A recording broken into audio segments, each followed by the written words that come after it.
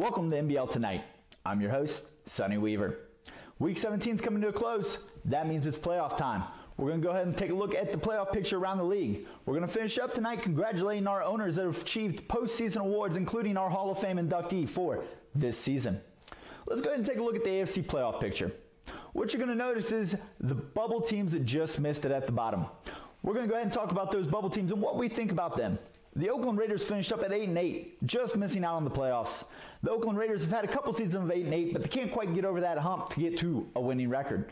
Project Fat felt that this was his year. However, his record within the division is going to keep him from making the playoffs until that is fixed.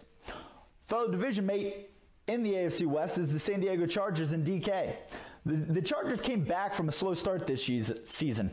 Anthony Spriggs found his rhythm towards the end of the year, and if they can keep that progress moving forward, they're going to find some good things happen for him next year as Spriggs continues to develop. The Dolphins finished in on the outside looking in, but the Dolphins had a lot of good wins towards the end of the year. Well, we'll see how this Dolphins next year, anybody's guess, but we know that they are capable of beating the top talent in the AFC. So the 6th seed is the Denver Broncos in Backley.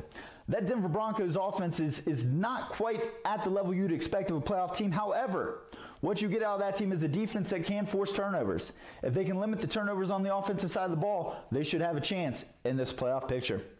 The 5 seed is the Pittsburgh Steelers. The Pittsburgh Steelers have a lot of good things going for them, especially that top 10 offense.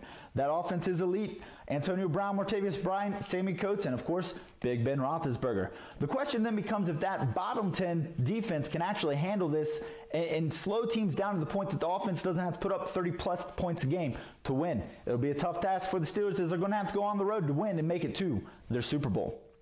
The 4 seed right now sits at the AFC South champion. At the time of this recording, we don't know who that's going to be. It could be the Tennessee Titans or the Houston Texans. Whoever it may be, we know that that team is going to be, at best, 500, but most likely 7-9.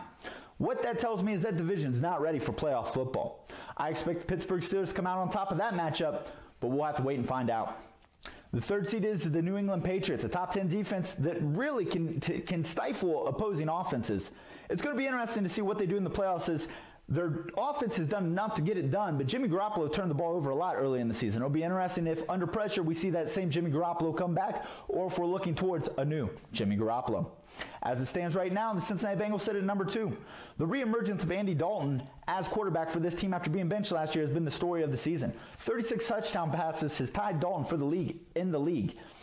Jeremy Hill, leading the league in rushing, has also helped bolster this attack on offense as one of the top in the league. The defense, while giving up a lot of yards, does tend to force turnovers as well as create sacks. It's a team built to play with the lead, so we'll see if they get that lead in these playoffs. The number 1 seed is the Kansas City Chiefs. The Kansas City Chiefs is the story of the season.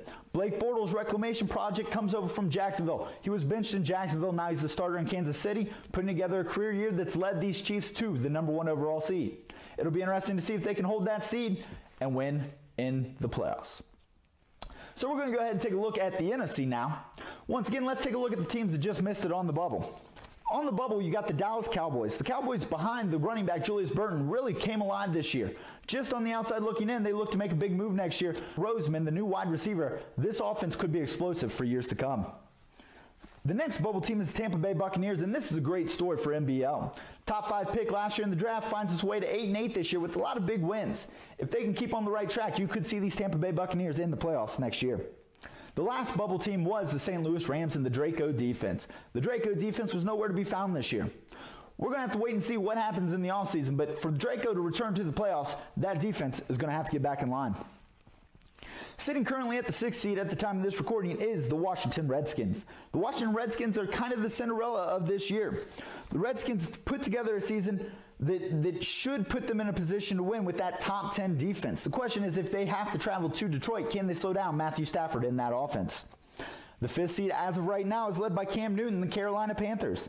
Cam Newton's putting up an MVP-type season. If not for Matthew Stafford's record-breaking year, Cam Newton would probably be the runaway favorite for the league. What will be interesting here in the playoffs is can Cam Newton lead this team over the 4 seed, who I believe will be Tom Monteith and the New York Giants. The New York Giants currently sitting at the 4 seed. Tom Monteith has a history of being bounced in the first round of the playoffs. With a very explosive Cam Newton, it's going to be interesting to see if they can hold on to that, not get beat. The 3rd seed right now is the Detroit Lions. Matthew Stafford with the league-leading passing record. This offense is explosive. The question then becomes, can the defense hold teams down, and can the running game kill the clock that's going to be needed to win the playoffs?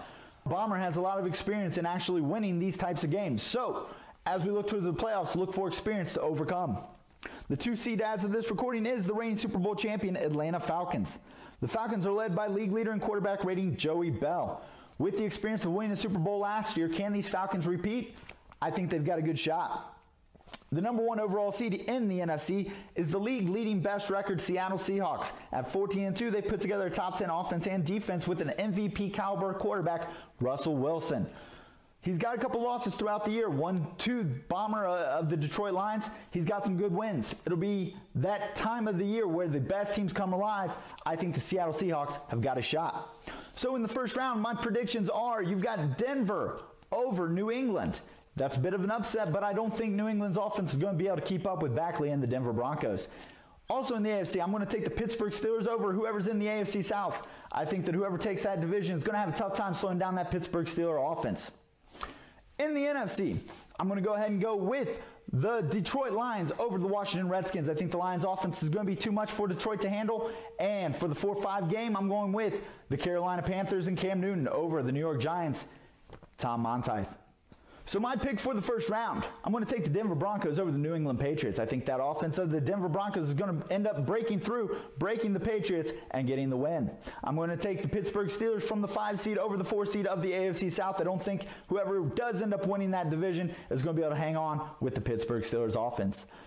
In the NFC, I'm going to go ahead and take Detroit Lions over the Washington Redskins. Matthew Stafford is going to put up some big offensive numbers. Washington can't keep up. The 4-5 game, I'm going to take the Carolina Panthers over the New York Giants and Tom Monteith. I think Cam Newton is going to put up an MVP caliber game. Too much for the Giants to handle. One stat quickly for you here. No team in MBL history has actually won a Super Bowl with a point differential less than 7.5, meaning they score at least 7.5 more points a game on average than they give up. Currently in the playoffs, only a couple teams meet that regulation, and that's the Cincinnati Bengals, Seattle Seahawks, Atlanta Falcons, Detroit Lions, and Carolina Panthers. Kansas City just missed out with the 7.1, so you probably group them in there. But when you look a little bit deeper, only one team's actually ever won it with an 11.1 or lower point differential. Who this year has better than an 11.1 point differential? You probably guessed it. Reigning Super Bowl champ, Atlanta Falcons. So, something to look for as these playoffs continue. One last thing we'd like to do here on the MBL Tonight before the end of the show. The awards. Every year we give out awards in MBL to owners that have really distinguished themselves as quality owners. Our owner of the year this year is Jay Baston from the Seattle Seahawks, putting together a 14-2 record. 14-2 in the league with a tough schedule. He had a great draft in the offseason that allowed him to get to the point where he's now the 1 seed in the NFC. Our most improved owner of the year is CMF. CMF of the Buccaneers went from a top 5 pick to 8-8 just outside the playoffs. Going forward, he's probably going to be in contention for a playoff run. Our Hall of Fame nominee for this year, and inductee, I should say, is no one other than Project Fat. Project Fat has been a member of MBL Network for multiple seasons, putting out great content such as the Team Reports, as well as the Extra Point podcast. Along with that, he's been an administrator in our affiliate Grid, who helps feed us the content of people that help fuel this great league.